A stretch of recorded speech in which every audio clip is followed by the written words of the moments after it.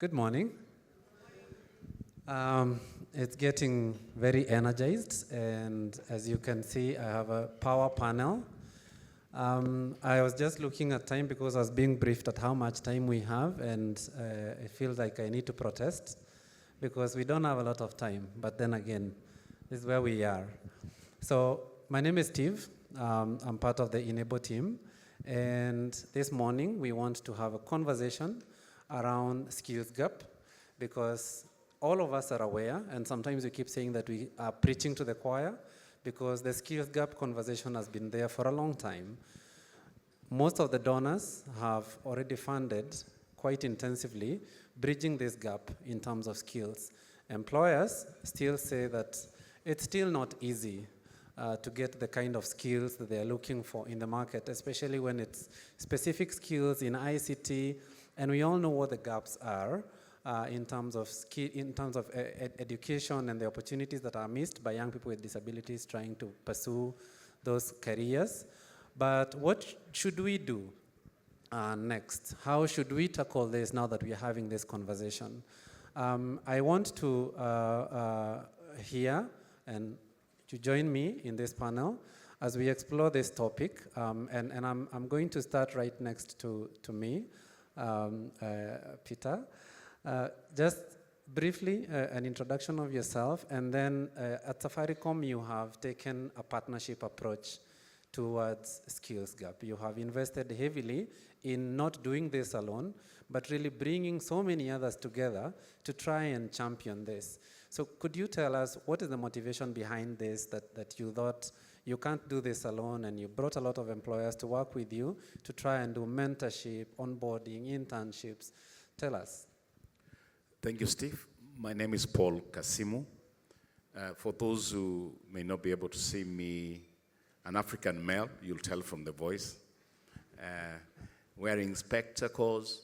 I have an afro or not, so clean shaven, and wearing I think this is a blue suit and an equal white blue shirt.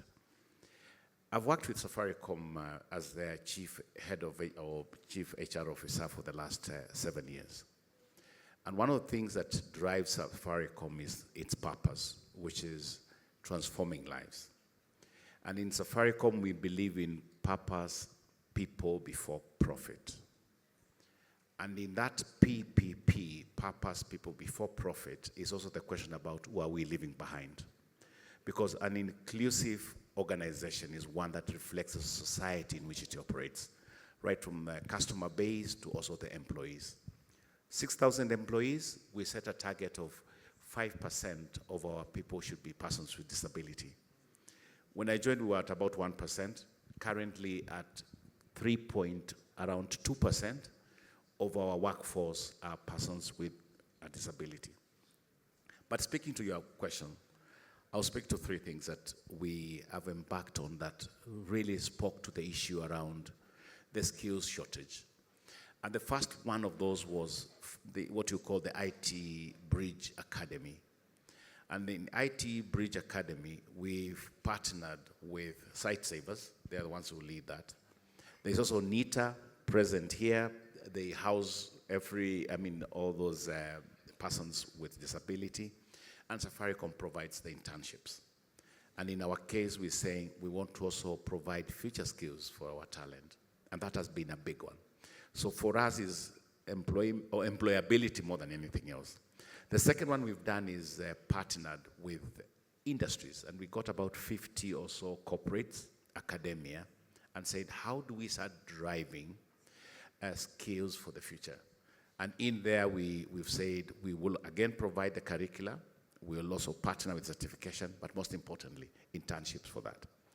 And the last one is what we've also done for a portal, because there are some with the skills, but they don't know where to go.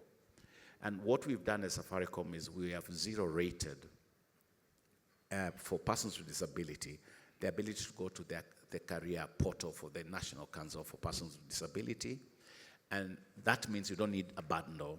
You can actually go there, because most of the people say we don't have access because of the bundles, and now they can access jobs, and employers can also pick them. So that's the kind of thing we've done in terms of partnerships. Thank you so much. And I hope that you are getting also feedback from others in the same industry in terms of saying we are inspired with what you're doing, and we want to know as we continue how else we can bring many more partners to head in that line. And maybe coming to you, Jen, from your experience at NITA, and you can briefly introduce yourself as you respond to this. You have tried different models, different approaches in terms of part-time training young people with disabilities, exposing them to industry, then bringing back for further training, receiving that feedback from what employers are saying. What still is the gap? Because we still see issues of transitioning to employment becoming a problem. Young people who are trained, exposed to employers, but they still struggle to transition and to really pick a career and transition across. What would you speak into what these gaps are? Thank you. My name is Kamau. I am the Director, Industrial Training and Skills Development in the National Industrial Training Authority. The short form is NITA. In NITA, we offer skills to all persons.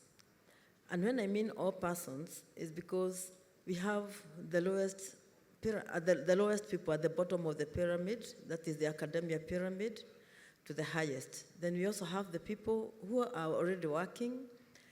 They would want to have skills, they would want to increase their skills. And before I go on, I'm a female of African descent. My hair is short. I'm wearing a navy blue suit, orange top. I think that's just as much about myself. So back to what we do. When with these people, then it means that if somebody is coming, if somebody is seeking to be skilled, we do not ask the person of what academic qualifications do you have, because that would also be a deterrent. Remember, the person with disability may not have achieved certain academic qualifications. But what we offer is, what are your interests? And when we now partner with people like Safaricom, Association of Persons with Disabilities in Kenya, Cheshire Children's Home, amongst many others, including differently talented, what we have found is that some of these people may not have been able to even complete class 8, may have completed class 8, may have good grades, but because of the deterrence of qualifications and the requirements to get into training, it may have hindered them.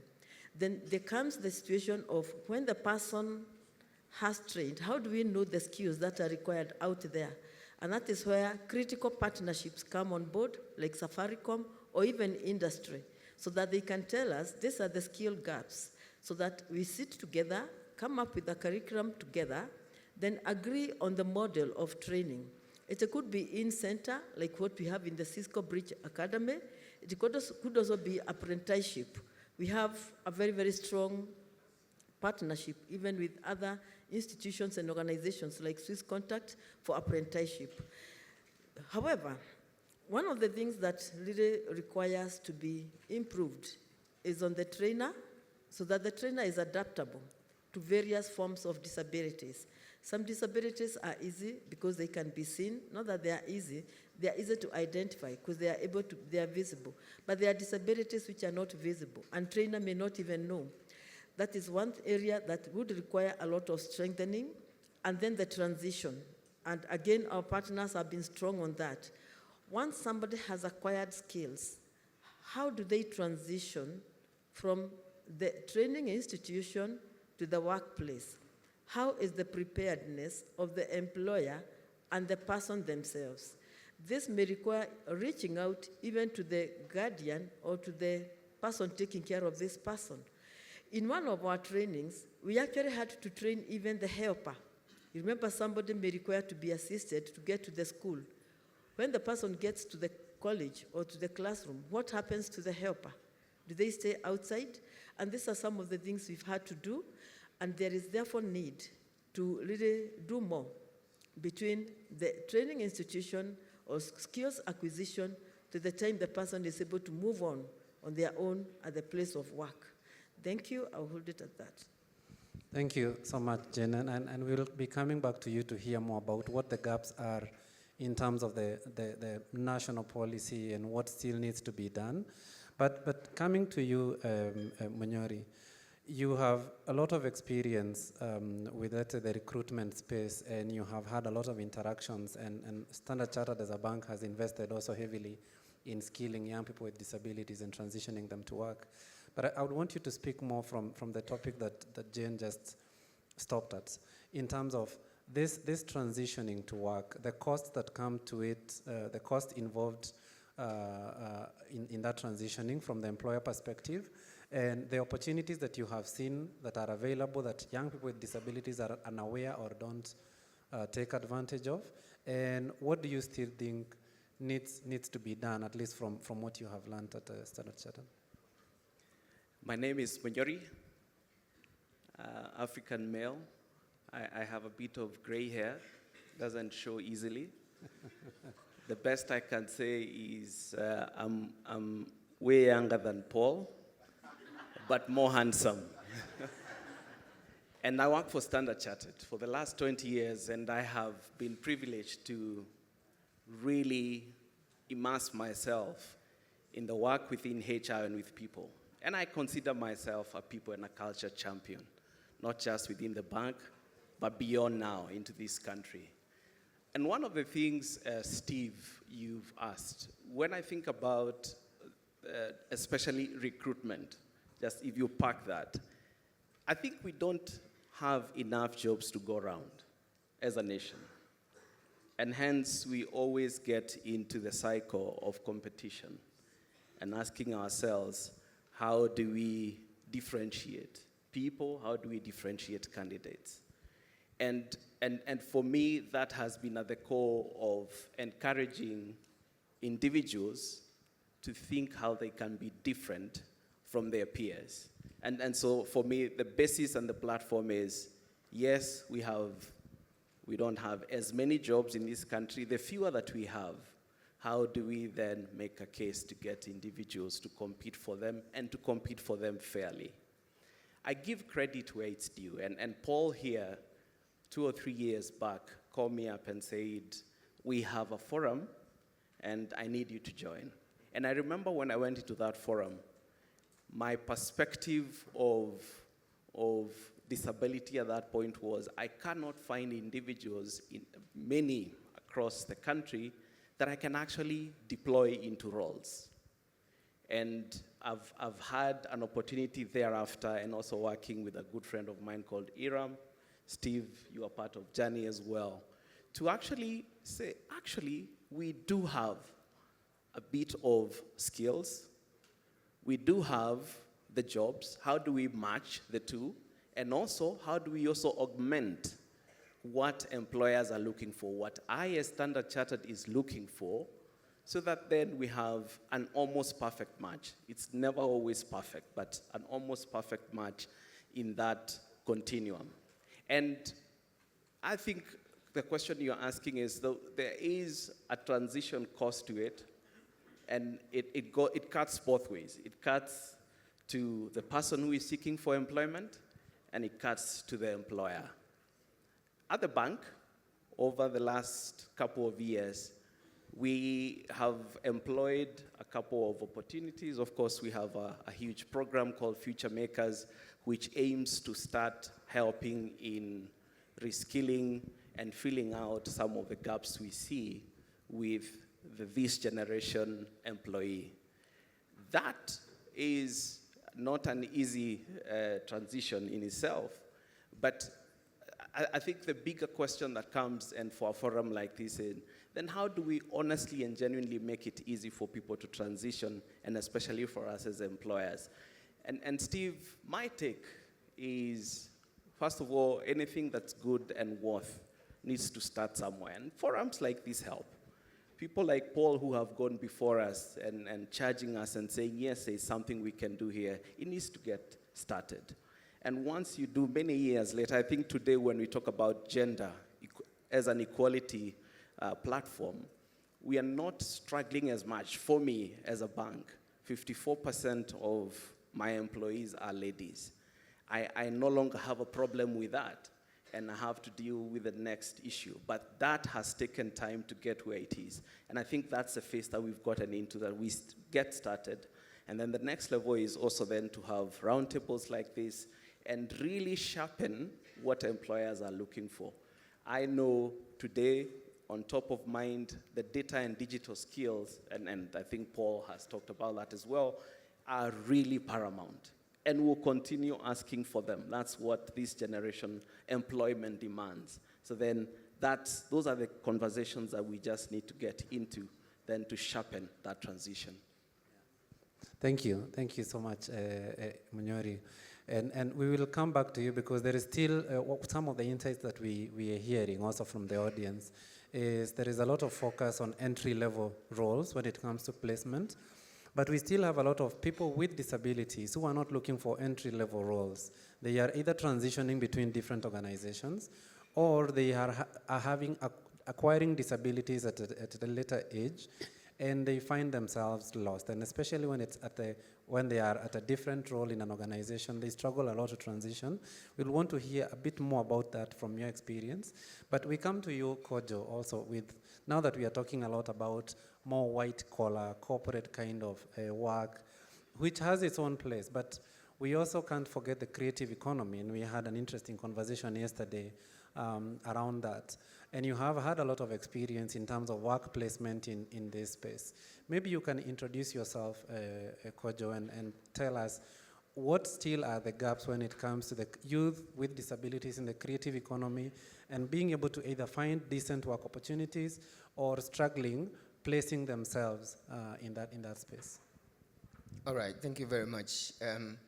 My name is Alexander Kojo Teteh, and I come from Ghana. I'm a panelist on the wheel, taking word from IMC on the wheel.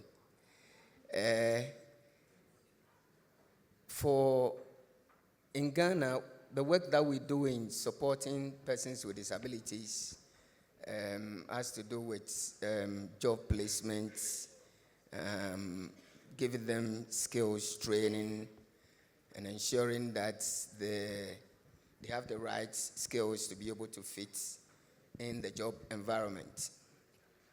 So we begin by opening up the space and ensuring that disabled people are aware that when they complete school, this is where they can go for support. So at a point, our center, the Center for Employment of Persons with Disabilities, people thought that it was a government department, but it was a private agency. So we partner with the disability organizations, and then we make them aware of the support we can offer as an organization. We partner with the institutions, the higher institutions, the universities, and so disabled people, when they complete school, they are able to come and submit their CVs. We collect the data.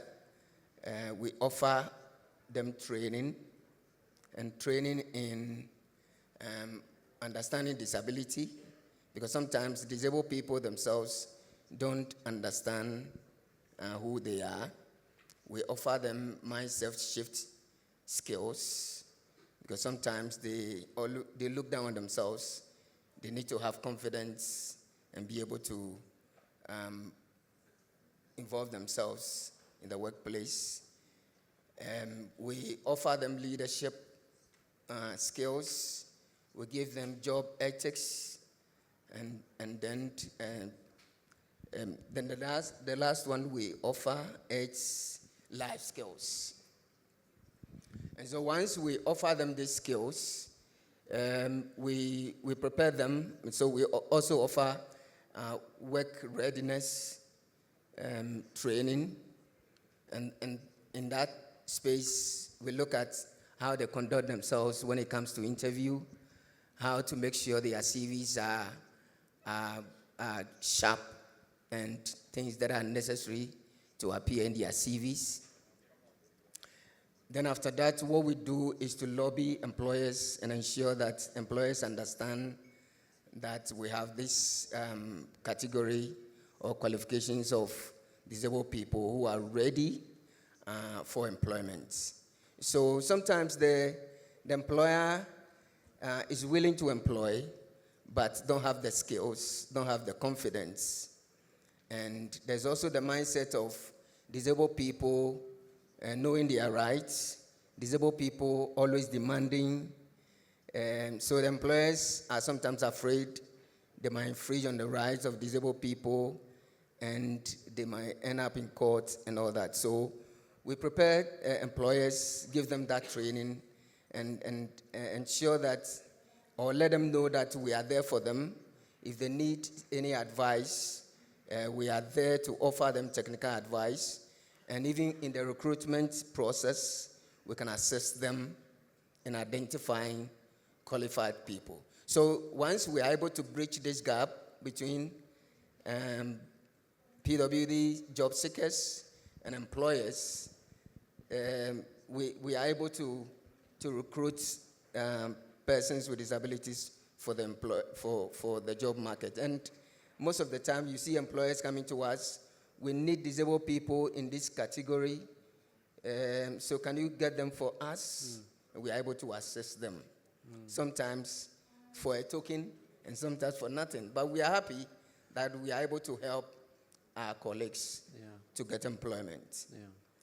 So what worked in this area is more of education and sensitization, ensuring that disabled people are ready and have the requisite skills to work. I want to end here because I have a lot to say, but I know. For lack of time, let me just end here and then. I know, and we can still come back to Paul here and Evans, especially around that element of soft skills, because they have invested quite heavily also, both externally getting organizations like yourself to build that soft skill component, but also in-house capacity. So I think they can highlight a bit of that in their section. But I come to you, Jen, on the policy aspect.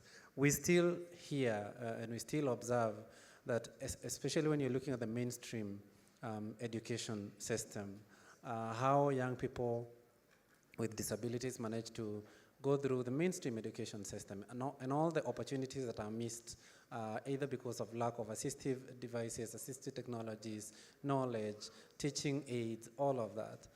What do you think would be the next steps? I know that there is a lot that needs to be done, but what do you think would turn the needle just a little in the next duration of 1-2 years, not so much into the future, but what can we take away from now in this panel that we can do and turn around something in the short term? Okay, thank you. So whereas the policy in Kenya and even the legal system requires that employers take up people or persons with disabilities, enabling the people acquire their skills is still a long way. And like I had mentioned earlier, it would be necessary to ensure that the facilities are suitable for the persons with disabilities, and to ensure that it's not just the physical, but even the classroom environment where the person is training in. And the trainer themselves, they require to be thoroughly trained so that they are adaptable. Remember, we are discussing various forms of disabilities. Then the other thing that could come, and it would be very, very impactful, is opportunities, offering a wide spread of skills. For example, what we've done in the Cisco Academy has a little opened the way for persons with disabilities who would ideally not have acquired digital skills. And today they are able to have that and get employment. Traditionally, it was just hands-on skills like plumbing, electrical, masonry, and that was that. But what about opening up, looking into other opportunities so that employers are also able to have a variety of skills where they can be able to get the people once they require them? What does the policy say about even the environment in the workplace as the person leaves the work? are they able to adapt with ease to where they are heading? Within the Ministry of Labor, we have the Kenya Labor Market Information System. And this is one of the areas we could improve so that even as the persons with disability are able to tap into that, their skills are known, and then the skills that would suit them. And then we can have something that is designate, such that the person is not struggling in the crowd where everybody else is catered for. And that would help a lot. Thank you. Thank you. Maybe Munyori, you can pick from there, and then we can come to you, Paul, on that topic that we were just talking about. And in terms of this transitioning in the workplace, because there is a broad range of skills that young people with disabilities can adapt or can quickly learn once they are in the workplace. They could be skilled in one area. They are trained in electrical engineering or trained in language, but they can quickly transition in where their passion is in the employment space. What has been your experience whenever you have supported this kind of transitions, when you look at your experience from the bank perspective? And what can we learn from that we can adopt in terms of either programming or even at the mainstream education level, that we can already offset some of that experience and reduce the duration of time that you have been able to do that at the bank? I have opined severally on this topic that we have to continually teach our people a soft skill of learning as a lifelong skill. I don't know about you, Kojo and Ghana. I know we have a long way to go in Kenya in teaching and stepping aside from the technical skills to the human skills. There is a lot of skill set that people pick in the workspace. So granted, I think employers, first of all, need to open up the doors, and I think that's where it starts. As I said, you will never have a perfect fit. There are things that you will be able to teach people as they get into your workspace. But my challenge to employers, to job seekers, even mid-career entrants is how do we inculcate the behavior of long life learning? And that is because of the nature of the organizations that we are running. They are changing so rapidly and every day, and there is something that's demanded either as a skill set from a human or a technical skill, and the ability for individuals then to step up, which is what I call your view of differentiation, is really personal. So once we get individuals, we can give them the hard-coded skill set, but the rest is up to them. So I think that for me is the key differentiator, so that as the organizations change, people are not left behind. Yeah. The conversation you were asking earlier on even advancing is actually anchored in it, is anchored in how are you able to quickly then adapt, get a new skill set, change with the times within the organization. And that for me has been my experience. Is it working for everybody? Absolutely not. Do we have to whip a few people? Yes. But the first and the most important piece for me is please give the platform as an employer. Wow. Amazing. Continually learning, and learning never ends. Paul, the conversation, and I think part of the theme of this conference is digital. And we are saying that the future of skills, the future of work is digital. But we have a lot of young people who are saying, we know and we can hear from everywhere the future is digital, but where do we go? I'm not a coder, I'm not a programmer. I can't come and work in the engineering space at Safaricom, but where do I go with my skills which are not tech? What would you advise, and what would your experience in terms of looking at that spectrum? How this youth can learn to pivot themselves in terms of skills which are not specifically tech, but they are aligned in that space? It's a good question. And let me speak from two kind of experiences.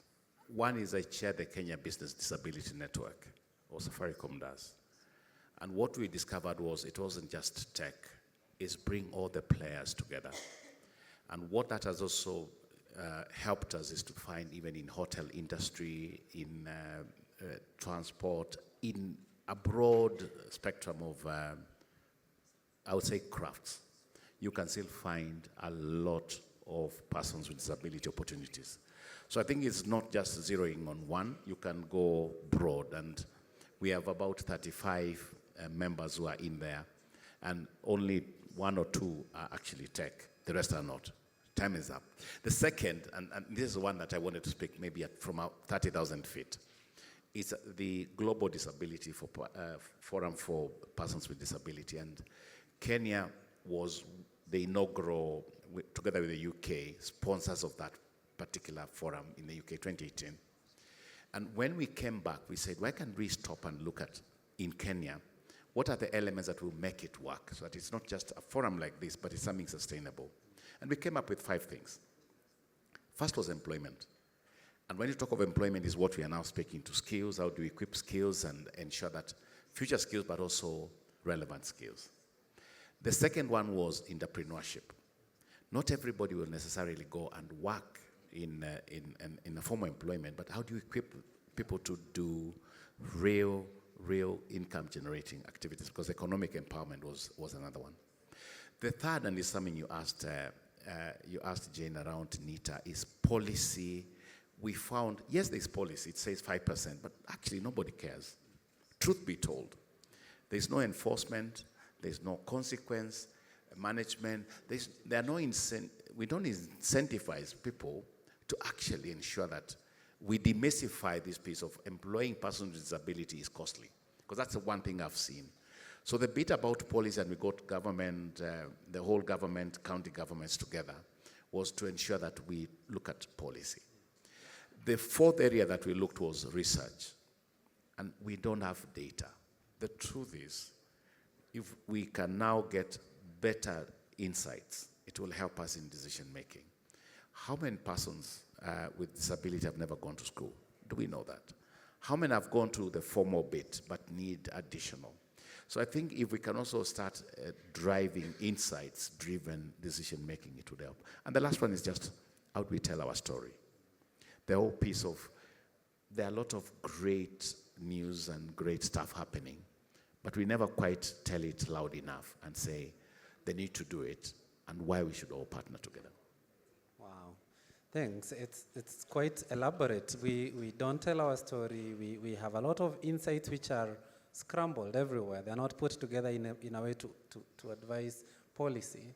Maybe, Kojo, you can close this for us, since we are out of time.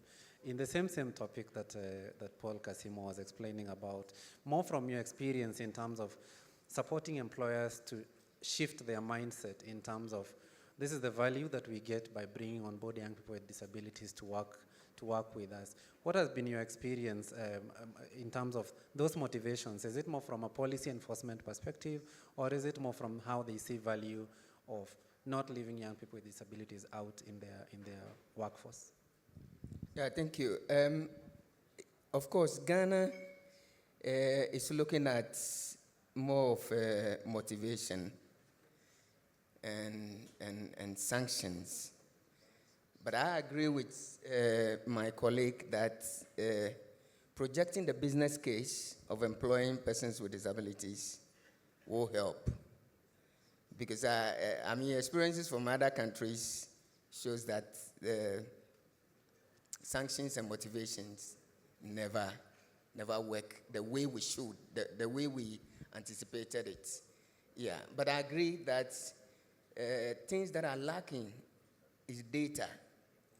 And so we should work more on data of persons with disabilities, with their skills and various categories.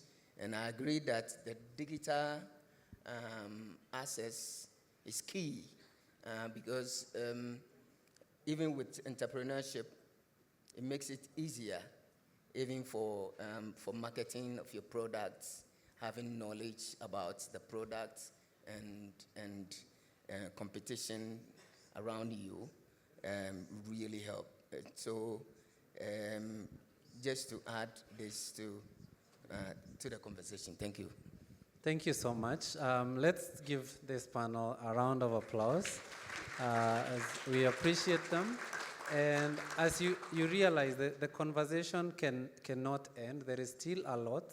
And what I'm trying to advocate also in this conference is that let's talk a lot less and let's do a bit more. Because these things we know, but what else can we do specifically that we can come and tell each other in the next conference that we learned this in the past conference, and because of that, this is what we did different, and this is what we want to report on. So thank you so much, and I'm wishing you all the best.